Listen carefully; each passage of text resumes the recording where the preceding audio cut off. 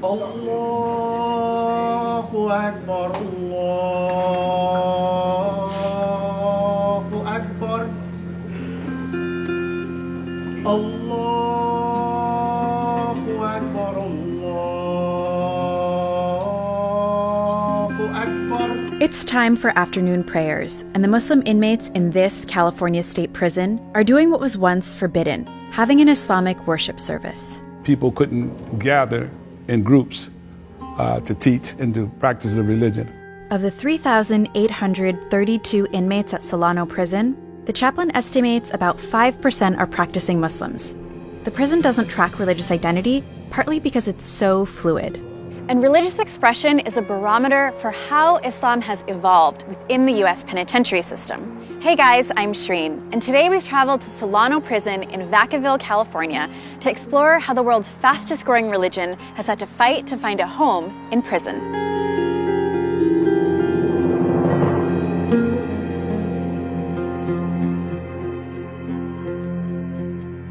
When I became Muslim, I was given a set of principles. Do this, don't do that. When in doubt, don't. That's Jesse Burleson, who people here know as Hassani. He's been in prison for 31 years. Hassani is one of the practicing Muslims at Solano Prison, and they're part of the millions of people behind bars in the U.S. In fact, the United States has the largest prison population in the world.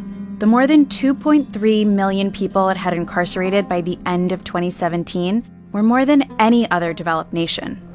That number includes inmates at federal, state, and county prisons, and it's growing. In a place where your housing, meals, and recreation time is highly constrained by rules, finding a way to practice your faith can be difficult. These inmates have figured out a way to infuse their faith into their sentences.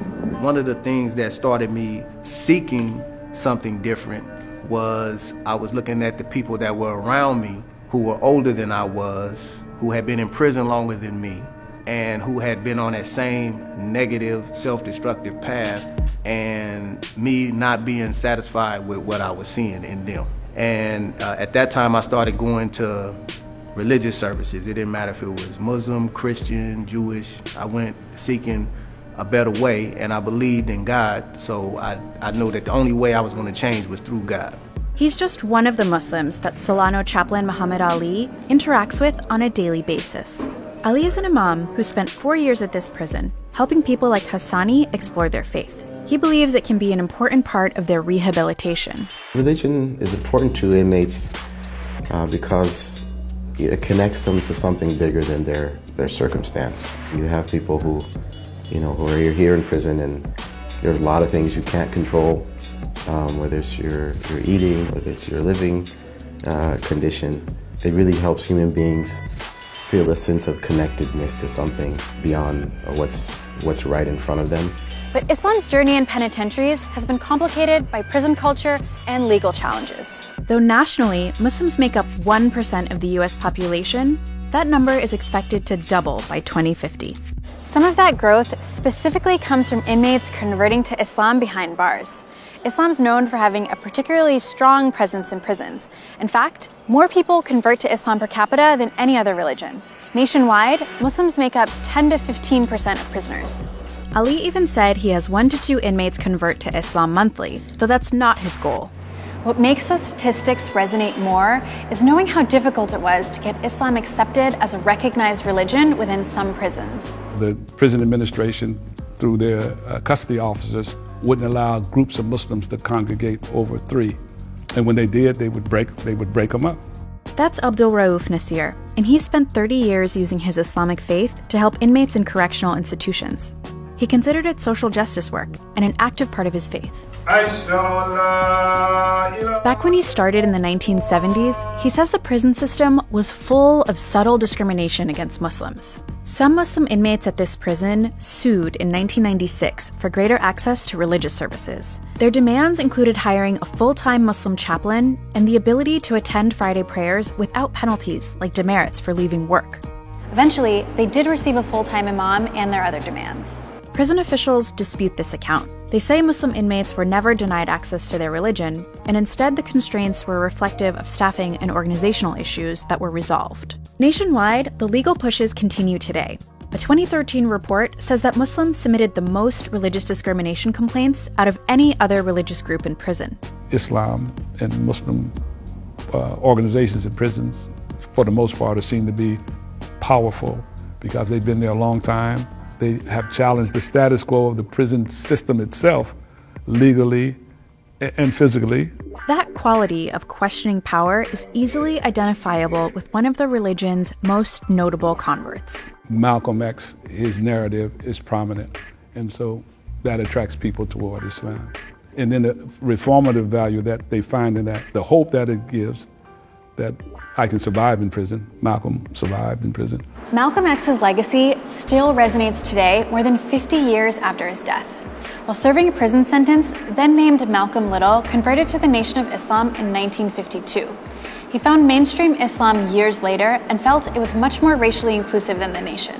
But as Muslims, we will be Muslims. I will try and teach the religion of Islam among the so-called Negroes and make them Muslims. Aside from spiritual guidance and the ability to change your life around, another reason Nasir says some incarcerated people are drawn to the faith is for another reason entirely: how prisons are organized. A central organizing principle in prison is containing the threat of violence. Inmates are housed and classified according to the risk of violence they pose. Here at Solano, inmates are housed dormitory style. Those that pose a higher risk are housed in cells like this, with armed guards. In their downtime, the crew that inmates spend time with matters, because they're the ones that also offer protection. So what does any of this have to do with practicing Islam in prison? Well, Nasir explains that your brothers in the faith can actually help protect you behind bars, and that source of support transcends race. Islam does challenge the strict rules of race in prison, because if a person of another ethnic group besides African American becomes a Muslim, then he's embraced in the Islamic community, and he's not only embraced, he's protected from outside pressures that other groups may place against them. And being in prison isn't necessarily that type of situation to where, you need to join a group to be safe. Hasn't been my experience. But I would say being a part of a community in prison is definitely beneficial in that regard.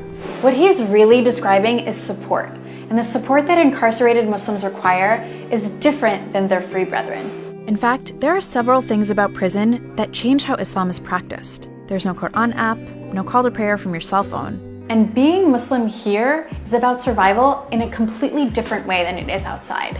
It does afford some opportunity for inmates to think about their rehabilitation, think about meaning in life, think about who they want to be as a person while here or when leaving here. Just because religion might help some people survive prison doesn't mean they'll continue the practice after release. Nasir's seen people let go of the faith when they get out. But Hassani, who's just days from release, has his sights set on making Islam's most important journey for Muslims, the pilgrimage called Hajj. So I think for me that making the Hajj as one of my goals, primary goals, if I keep that as a primary goal, that I will be successful in not only staying on the path, but doing everything that I need to do in order to get off parole, save some money, and make the Hajj. I learned so much about incarceration in this story. If you want to learn more, check out Ear Hustle, the podcast out of San Quentin Prison. In the meantime, don't forget to like, share, and subscribe, and let us know in the comments what prison stories you want us to cover next.